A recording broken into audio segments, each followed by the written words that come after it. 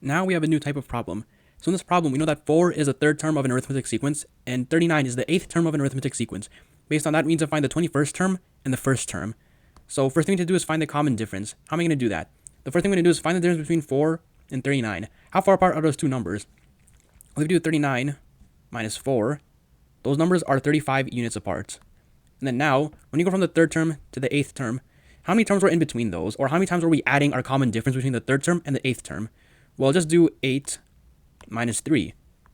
And that's 5. So basically, we were adding a number 5 times. So we're going to add 1, 2, 3, 4, 5 times. But what's the number we're adding? Well, think about it. We added a number 5 times, and then we moved 35 units in total. I'm going to write that up here. So the way that you can think about this is it's a simple division problem. So just do 35, because that's the distance we traveled, and we added a number 5 times, because from 3 to 8, that's a difference of 5 terms. So if we add 35 across 5 terms, well then each time we added, it must have been 35 divided by 5, which is just 7. So in other words, 7 is our common difference, and that's the first step to solving this problem. So now let me erase a bunch of this here.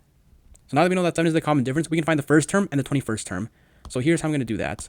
So I'm actually going to start with the 8th term and go to the 21st term. So from term 8 to term 21, how many times are we adding 7, our common difference? We'll just do 21 minus 8. 21 minus 8 is just 13. So we're adding this 7 13 times.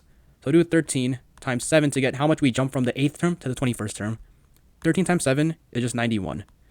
So to go from the 8th term to the 21st term, we just need to add 91. And we started on 39, so just add 91 to 39. So 39 plus 91 is equal to 130. So that is the 21st term. So I'm going to write that here. 130 is our 21st term. Then now let's find the first term. Now this one is a bit easier because we're going from the third term to the first term. And of course, the only other term that must be between those is the second term.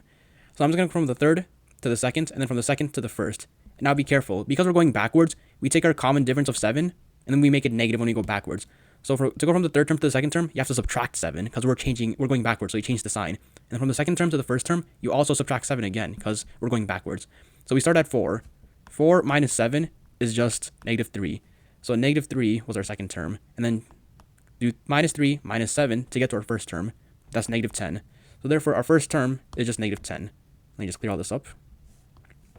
And to write that. So our first term was equal to negative 10. And our 21st term was equal to 130.